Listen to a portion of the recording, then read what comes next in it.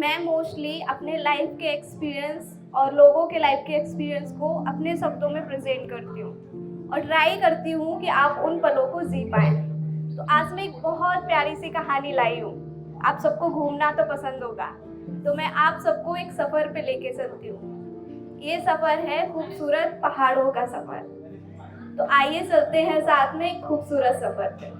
उन दिनों की बात है जब मैं अपनी भागती दौड़ती जिंदगी से थोड़ा तंग आ गई और मन ही मन कहीं खो रही थी। जरूरत थी ठहराव की।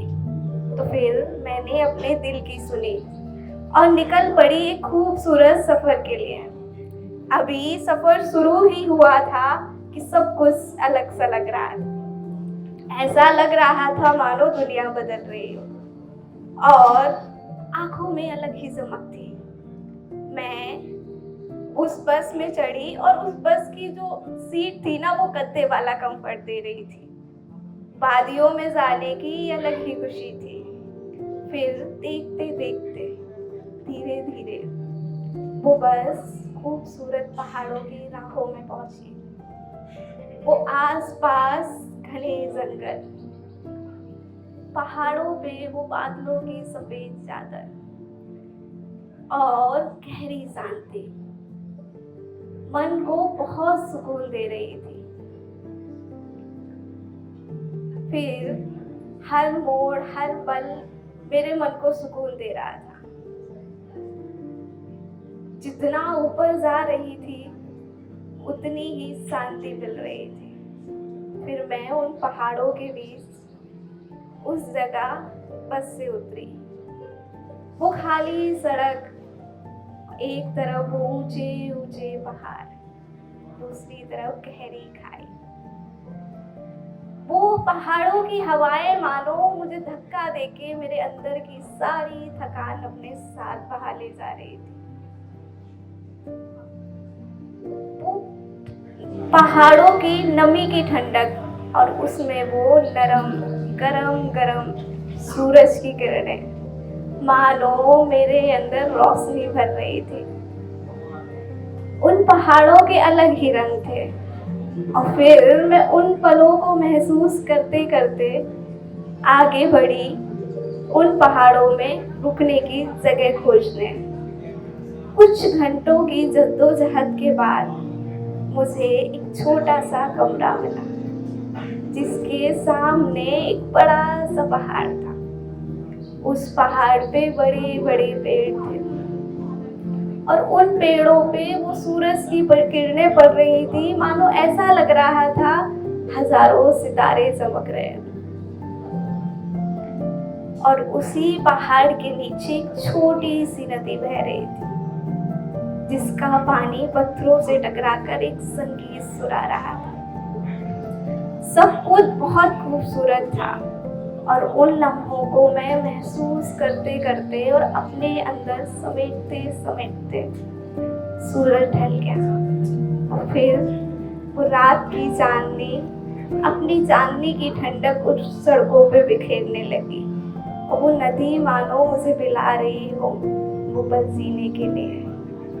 और मैं भी कहाँ खुद को रोक पा रही थी। मैं नदी के पास जाके एक छोटे से पत्थर पर बैठ गई और मैंने अपनी आंखें बंद की, एक गहरी सांस ली और महसूस किया उस रात को, उस शांति को महसूस किया। ऐसा लग रहा था मानो वहाँ मेरे वो फेवरेट गाने के पल को मैं जी रही थी। सब कुछ बहुत शांत और प्यारा था। चारों तरफ बस शांति थी और मेरे मन में वो धुन चल रही थी। ये रातें, ये मौसम, नदी का किनारा, ये चंचल हवा। ये रातें, ये मौसम, नदी का किनारा, ये चंचल हवा। कि क्या बात है आज की चांदनी में कि हम खो गए प्यार की रागिनी में। ये बाहों में बाहें, ये बहकी निगाहें, लुभाने लगा जिंदगी का मजा। बाहें में बाहें तो नहीं थी, पर हाँ जिंदगी का मजा आ रहा था। और फिर मैंने अपनी आंखें खोली। उन पहाड़ों का अलग ही रंग था। मैंने देखा सब कुछ कितना सिंपल और शांत था। मैं उस लम्हे को अपने में समेट रही थी कि देखते देखते वो रात गुजर गई और वक्त आ गया उस सफर के खत्म होने का। वो लम्हा मानो ऐसा जान पड़ रहा था जैसे वक्त की घड़ियां रुक सी गई हो। और उस सफर के खत्म होते होते मुझे समझ आ गया कि जो सुकून और शांति हम दुनिया में ढूंढते हैं वो असल में कहीं हमारे अंदर की गहराइयों में होती है। बस जरूरत होती है खुद को रुक के खुद की गहराइयों को जानने की। वो पहाड़ों का सफर ना तो केवल मेरा एक सफर था बल्कि एक अनुभव था मुझे खुद को जानने का। एक रात का सुकून था और एक दिन की ताजगी थी। आज भी जब दुनिया की भागदौड़ से परेशान होती हूँ तो उस सफर को आंखें बंद करके याद करती हूँ तो मानो वो सूरज की किरणें फिर से मेरे अंदर रोशनी भर देती हैं और सब कुछ वैसे ही शांत और सुकून भरा हो जाता है। Thank you so much. Thank you so much. वैसे मेरी एक पर्सनल, ये भी मेरा लाइफ का एक्सपीरियंस है, एक मेरी पर्सनल स्टोरी और है मेरी नानी की कहानी जिसको लोगों ने बहुत सारा प्यार दिया है। आओ सुनाऊं एक प्यारी सी कहानी कि आओ सुनाऊं एक प्यारी सी कहानी जिसका किरदार है मैं और मेरी नानी। बचपन से वो मेरे साथ थी। मेरी सुबह भी तब होती थी जब कानों में वो आवाज आती थी, अरे उठना नहीं है क्या तुम्हें, सुबह हो गई, 7 बज गया, स्कूल नहीं जाना। रातों को नींद तब आती थी जब वो कहानियाँ सुनाती थी। वो मेरी नानी थी बट मैं उसे हमेशा माँ बुलाती थी। वो कहीं बाहर जा रही हो तो मैं चुपके से उसके पीछे चल देती थी। पूरा दिन मम्मी मम्मी करती रहती थी और उसकी वो डांट, कहाँ आ रही हो, इतनी सर्दी है, घर पे बैठो, तुम्हारा क्या काम। और मैं मासूम सा मुंह बनाकर उसे बोलती, मम्मी मुझे भी आना है। और वो मुझे अपने साथ ले जाती। मैं उसको शाम बाहर बैठ दिन की हर बात बताती, क्या हुआ स्कूल में, किसने क्या बोला और मेरी पेंसिल फिर से चोरी हो गई। वो मुझे डांटती, रोज रोज पेंसिल चोरी कर देती हो, कहाँ से लाए इतनी। और उसके बाद एक पेंसिल निकाल कर उसके 2 टुकड़े कर एक मुझे देती, एक अपने पास रखती। वो बिना मांगे मुझे वो हर चीज देती जिसकी मुझे जरूरत होती। देखते देखते वक्त गुजरता गया, मैं बड़ी होती गई और उसकी उम्र ढलने लगी। मैं अब पेंसिल की जगह पेन से लिखने लगी और अब वो कहानियों की जगह जिंदगी जीना सिखाने लगी। वक्त आ गया, मेरी 10th की पढ़ाई पूरी हो गई और वक्त आ गया मेरे घर जाने का, नानी का घर छोड़। पर मुझे तो हर छोटी छोटी चीज़ों में उसकी ज़रूरत पड़ती थी। कहीं जाना है तो क्या पहनना है, क्या करना है, कैसे रहना है, सब उससे पूछती थी।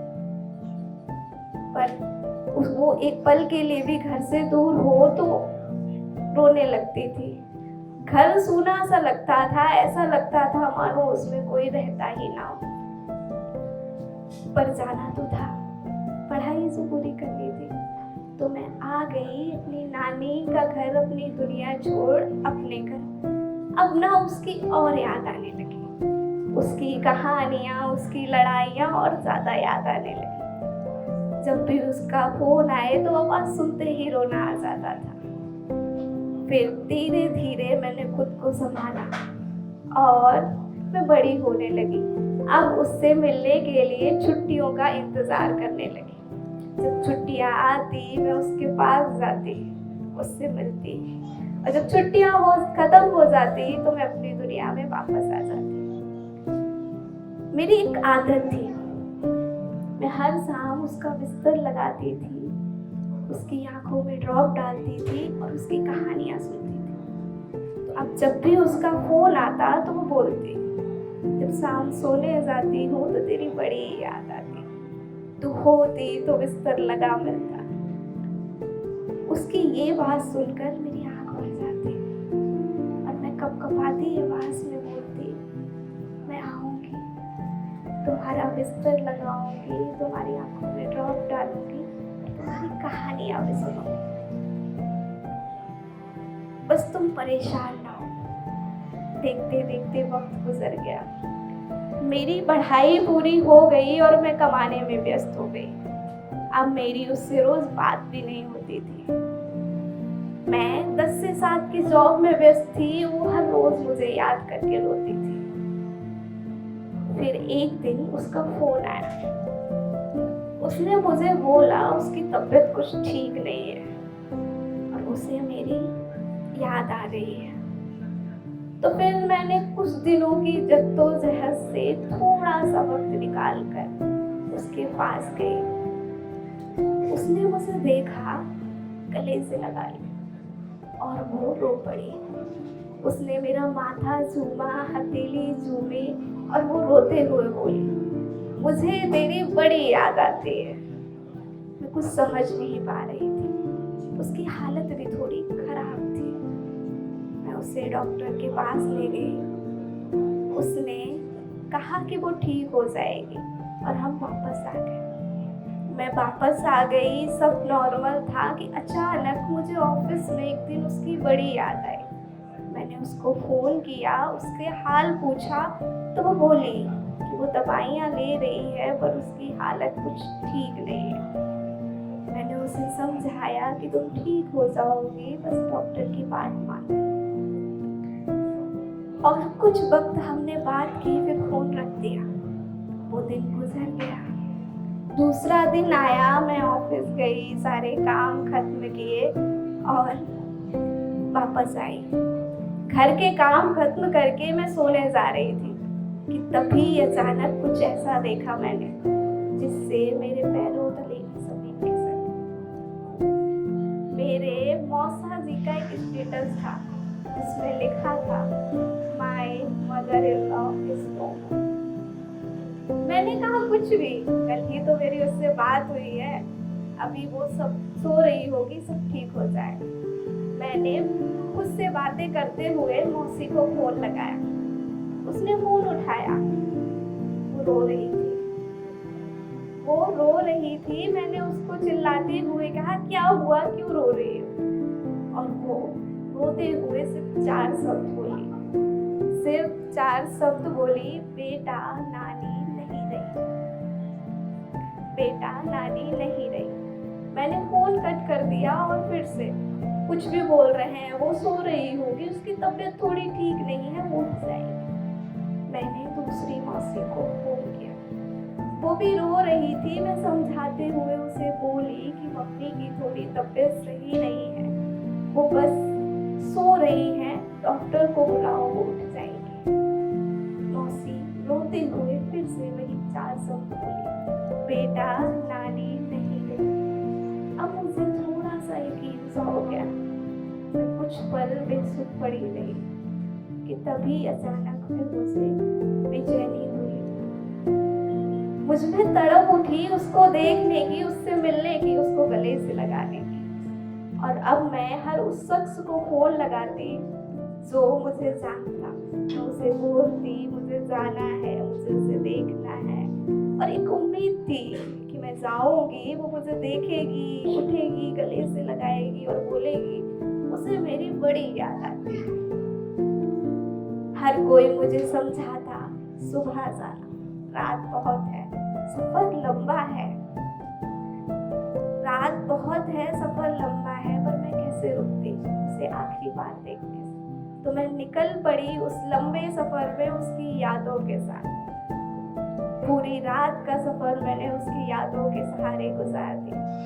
सुबह मैं उस घर पहुंची जिस घर में उसकी खुशबू महकती थी।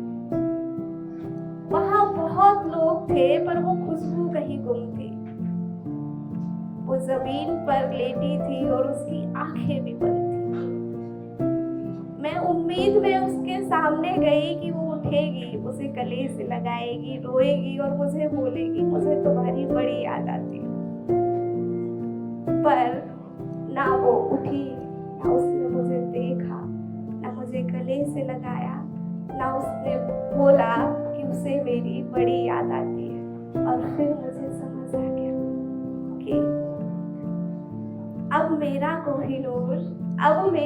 कोहिनूर अपनी चमक मुझ में छोड़ खुद आसमान का सितारा बन गया, सितारा बन गया, सितारा। Thank you so much.